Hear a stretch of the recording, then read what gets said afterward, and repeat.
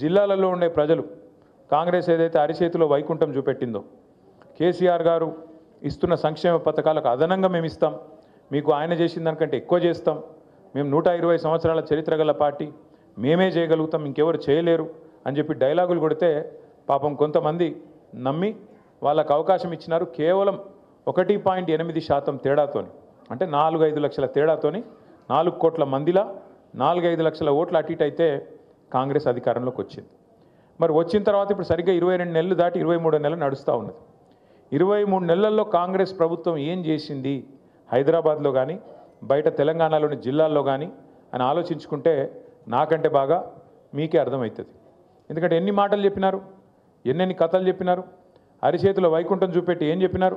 నేను మొన్న సూర్యాపేటకు పోయినా, అక్కడ జగదీష్ రెడ్డి గారు పిలిస్తే ఏదో కార్యక్రమం, మన పార్టీ కార్యక్రమం ఉంటే పోయితే మన నాయకుడు ఒక ఆయన ఇంట్లో ఛాయ్ తాగుతందుకు ఆగమన్నాడు.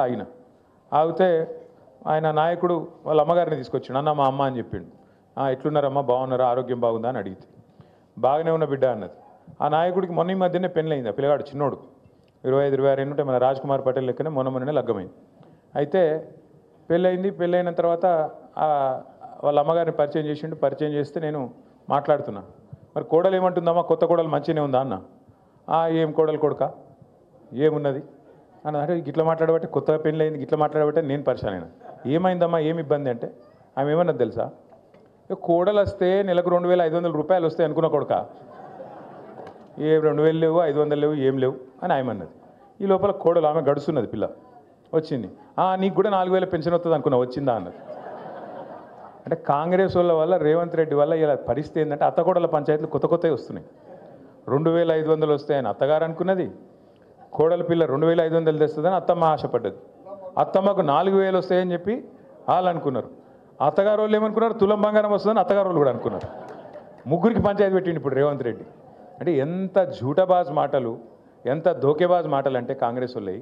మీరు నమ్మలే, ఇవ్వరు. వెంగళరావు నగర్లో నమ్మలే, హైదరాబాద్లో నమ్మలే, ఓఆర్ఆర్ లోపల ఎల్బీ నగర్లో నమ్మలే, ఎవరు నమ్మలే వీళ్ళని. కానీ పాపం మా మిర్యాలగూడ వాళ్ళు నమ్మిరు. మా భాస్కర్ అన్న కూడా కొట్టిరు. భాస్కర్ అన్న చాలా మంచోడు, ఆయన సొంత పైసలు ఖర్చు పెట్టుకొని ప్రజలకు సేవ చేసే మనిషి ఆయన. పాపం ఆయన ఎందుకు ఓడగొట్టిరంటే వాళ్ళకి పాపం ఇలా అర్థం లేదు, తాత్పర్యం లేదు, మోసపోయి నిన్ననే చూసిన వార్త నాకు చాలా ఆశ్చర్యం అనిపించింది. రాష్ట్రం అంతటా ఇలా యూరియా కోసం లైన్లు కనబడుతున్నాయి, మీరు చూస్తుర్రా? అంటే మీరందరూ ఎవరు వ్యవసాయం చేసే వాళ్ళు లేరు, కానీ వ్యవసాయ కుటుంబంకి వెళ్ళి వచ్చిన వాళ్ళు ఉంటారు కదా. మొత్తం రాష్ట్రంలో ఎక్కడ చూసినా ఎన్నికలకు ముందేమో హామీల జాతర, ఇవాళ ఎక్కడ చూసినా చెప్పుల జాతర ఉన్నది. దేనికి? యూరియా బస్తాల కోసం. మరి 10 ఏళ్ళు లేనిది ఇప్పుడేమైందిరా అయ్యా అని తెలుసుకుంటే మాకు స్పష్టమైన సమాచారం వచ్చింది.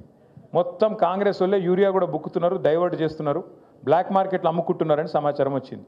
నేను నిన్నగాక మొన్న గద్వాలలో చెప్పిన, నేను కాంగ్రెస్ వాళ్ళే యూరియా మొత్తం డైవర్ట్ చేస్తున్నారు, కాంగ్రెస్ వాళ్ళే యూరియాని బ్లాక్ మార్కెట్లో దందా చేస్తున్నారు, రైతులకు అందకుండా చేస్తున్నారు అని చెప్తే నన్ను నిన్నవాడు కాంగ్రెస్ వాడు తిట్టిండు.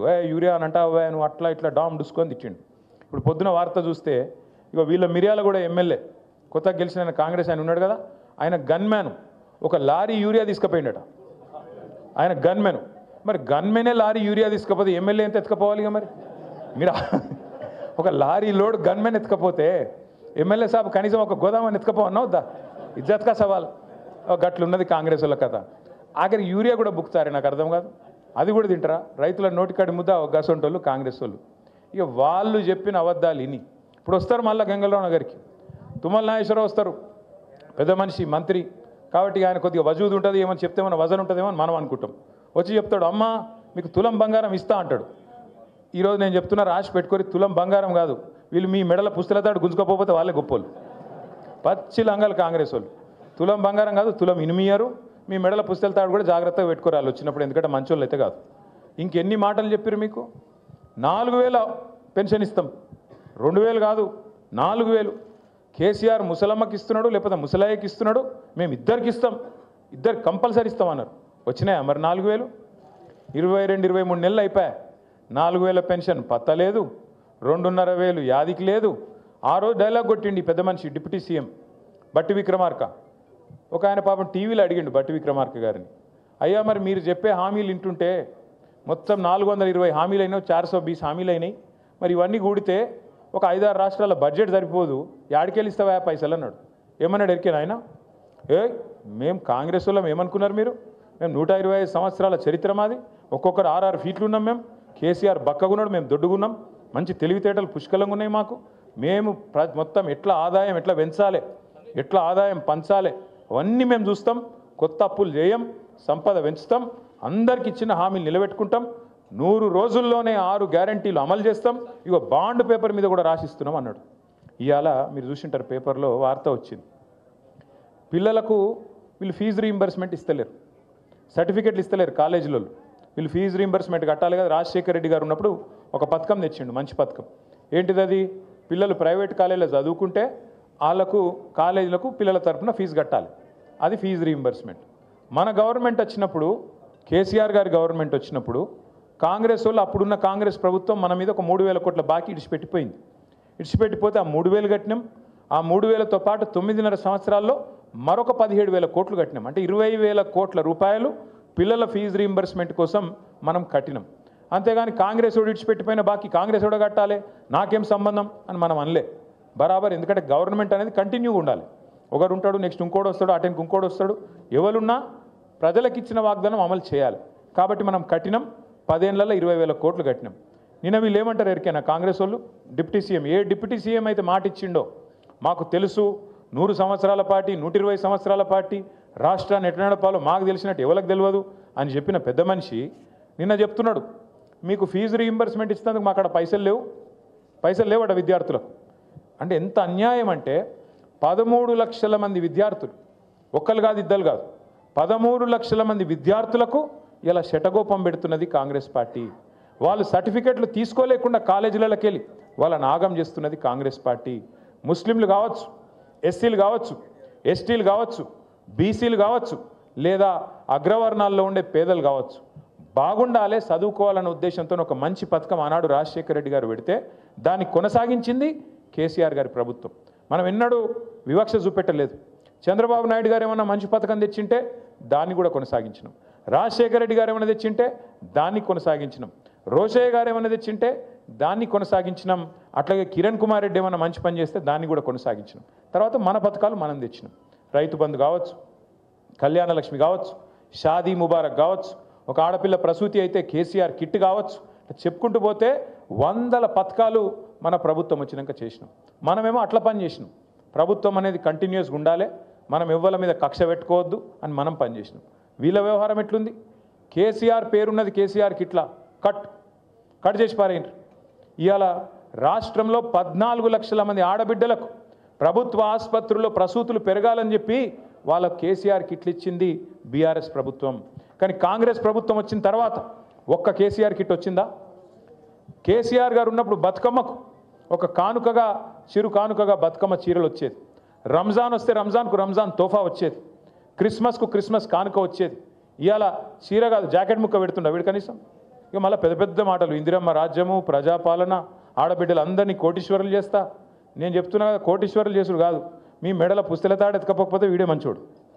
గంత దుర్మార్గమైన ప్రభుత్వం ఇవాళ ఈ రాష్ట్రంలో ఉన్నది.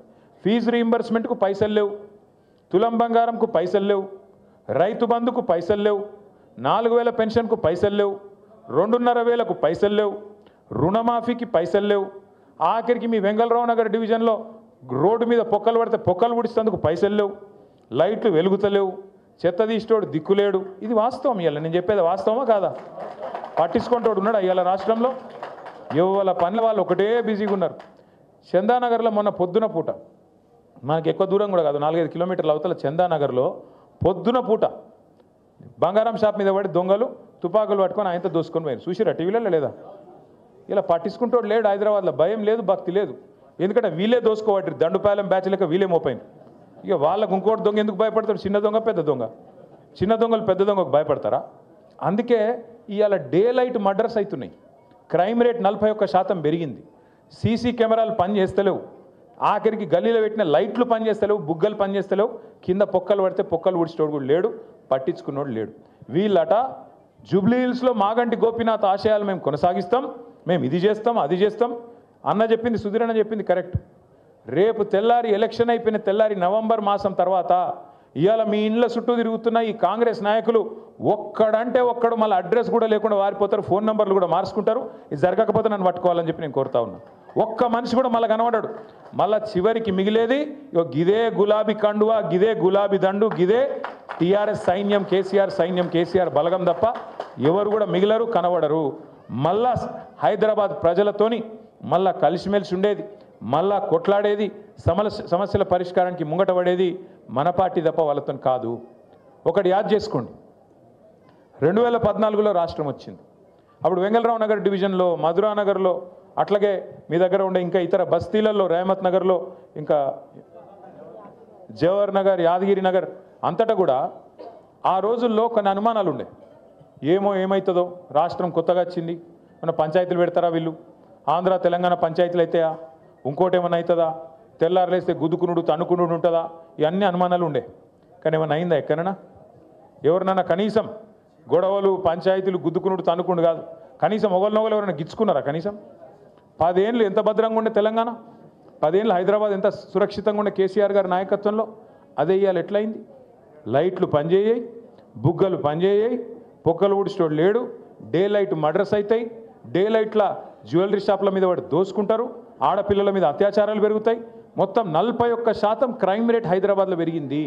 నిన్న మీరు వార్తలు చూడండి, ఇవాళ పేపర్లల్లో 3 కొట్టుకపోయిన వర్షాలలో, 3 కొట్టుకపోయిన వర్షంలో. అంటే నేను ఎందుకు చెప్తున్నా ఇదంతా అంటే, పట్టించుకునేటోడు లేడు హైదరాబాద్ని. ఇవాళ ఒక మంత్రి లేడు, ఒక ఎమ్మెల్యే లేడు అని కనీసం అడిగేటోడు కూడా లేడు హైదరాబాద్లో. అటువంటి పరిస్థితి ఈ కాంగ్రెస్ ప్రభుత్వంలో ఉన్నది. జిమ్మెదారు గల ప్రభుత్వం అయితే, నిజంగా బాధ్యత గల ప్రభుత్వం అయితే, ఇట్లాంటి వర్షాలు పడుతున్నప్పుడు సీరియస్గా పెద్ద ఎత్తున ఇబ్బందులు ఉన్నప్పుడు ప్రజలకు ఒక 3 మంత్రులను జూబ్లీహిల్స్ ఎలక్షన్లో పెట్టుడు కాదు, 3 మంత్రులను హైదరాబాద్ మొత్తంలో పెట్టి ఎక్కడ సమస్య ఉంటే అక్కడ పోయి పరిష్కారం చేస్తే ఒక గది ప్రభుత్వం అవుతుంది.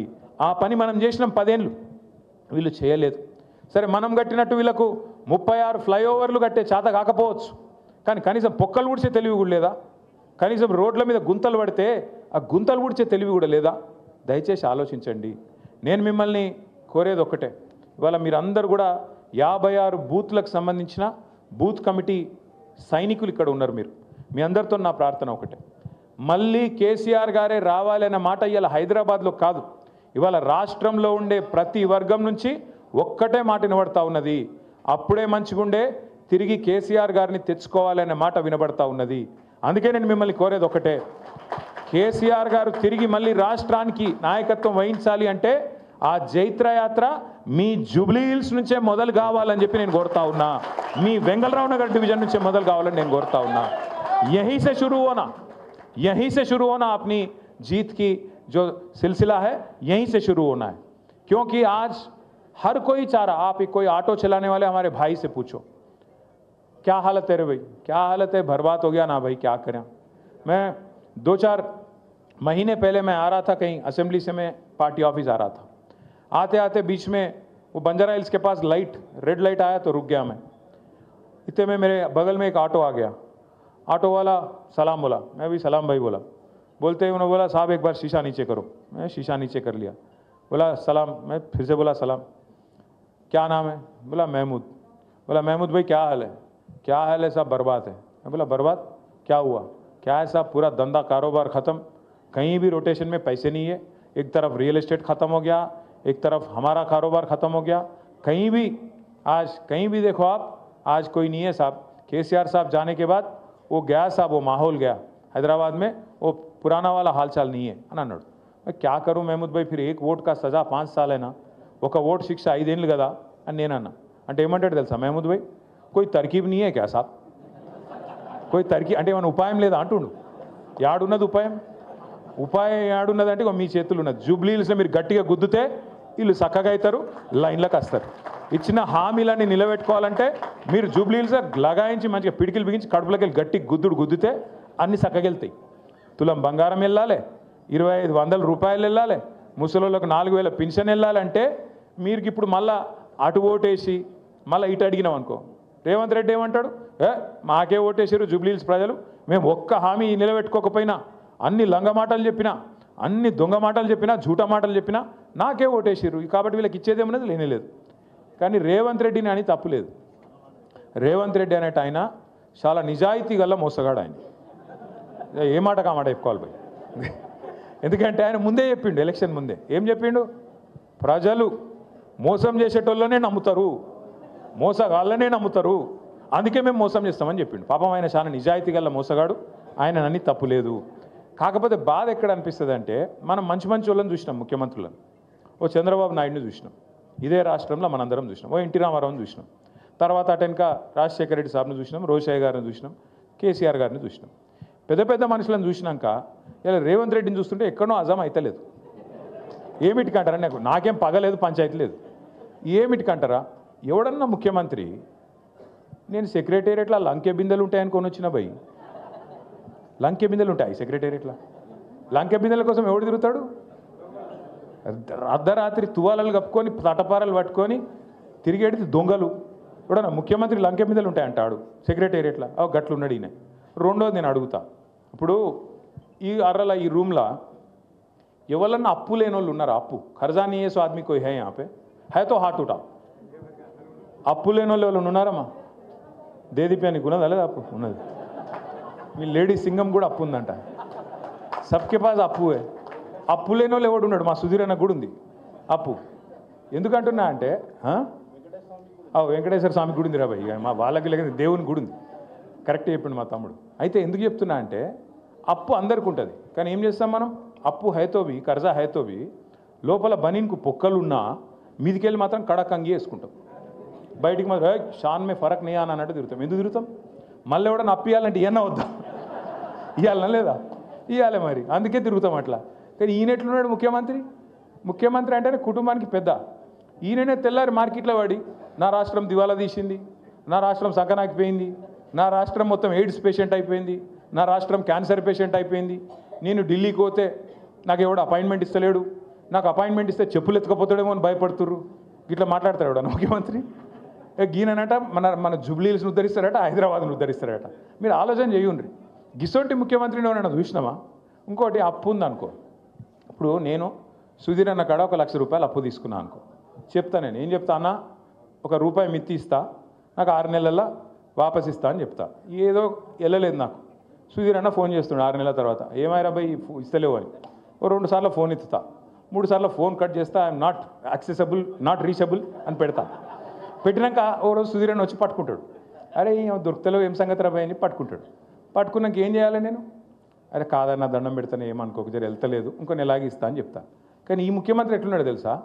ఎలక్షన్ల ముందు వాగ్దానాలు చేసినావు కదా, అడ్డమైన వాగ్దానాలు ఇచ్చినావు కదా, మరి ఏమాయబాయి నిలబెట్టుకుంటలేవు అని మేము అడిగితే ఏమంటుండే తెలుసా? ఏం చేస్తారు, నన్ను కోసుక తింటారా? కోసుక తినే నీకు నువ్వేమన్నా సేపువా మామిడికాయవా? ఎవడు కోసుక తింటాడు? ఏం కోసుక తింటాడు? అంటే గంత గిట్లాంటి మాటలు మాట్లాడే ముఖ్యమంత్రి నా జీవితంలో అయితే నేను చూడలేదు. పెద్ద పెద్ద వాళ్ళని చూసినాం, మంచి మంచి వాళ్ళని చూసినాం, ఇసొంటోని ఎప్పుడు చూడలే. మరి ఇసొంటోని చేయలేగాళ్ళు అందరూ వచ్చి వెంగళరావు నగర్ చుట్టుముట్టి మేము ఉద్ధరిస్తాం, మేము ఇది చేస్తాం అంటే అసలుడే సక్కగలేడు. మీరేం చెప్తారు నాకు అర్థం కాదు. తుమ్మల నాగేశ్వరరావు ఏం చెప్తాడు, పొన్నం ప్రభాకర్ ఏం చెప్తాడు, వివేక్ ఏం చెప్తాడు, వాళ్ళతో ఏమవుతుంది? ఊదుగాలది పీరి లేవది, ఏది కూడా జరగదు. ఎలక్షన్ తెల్లారి ఒక్కడు కూడా పత్తు ఉండడు. మళ్ళా మిగిలేది గిదే గులాబీ కండువా హైదరాబాద్లో తప్ప మళ్ళీ ఎవడు అడ్రస్ కూడా దొరకడు కాంగ్రెస్ వాడు. యాది పెట్టుకోండి. నేను మిమ్మల్ని అందరినీ కూడా ఒక్కటే కోరుతున్నా, మనోళ్ళకి ఏమలవాటు అంటే వెంగళరావు నగర్లో కానీ హైదరాబాద్లో కానీ మీరందరికీ మనకు కొద్దిగా నవాబీ టచ్ ఉంటుంది కదా. హైదరాబాద్లో అంటే కొద్దిగా నవాబీ టచ్ ఉంటుంది మనకు. మనం జల్ది వెళ్ళాం ప్రచారం, మెల్లగా आराम से उठते आराम से चलते आराम से अपना काम चलता. सुबह सुबह 9 बजे मीटिंग बोलते कैसे आना रे भाई, रात को 2 बजे सोए कैसे उठना, ఈ టైప్ ఉంటాం మనం. ఈ ఒక్క 2 నెలలు దయచేసి కొద్దిగా టైంకి వండుకోండి, టైంకి లేవుర్రి, జర్ర కష్టపడుర్రి దయచేసి. నెంబర్ 1 రిక్వెస్ట్ మీకు. పడదామా వద్దా? ఆ పొజిషన్లు ఉన్నాం కాబట్టి మళ్ళీ పొజిషన్లకు రావాలంటే లగాయించి పని చేస్తేనే అవుతుంది తప్ప మనం డైలాగులతో కాదు. నెంబర్ 1.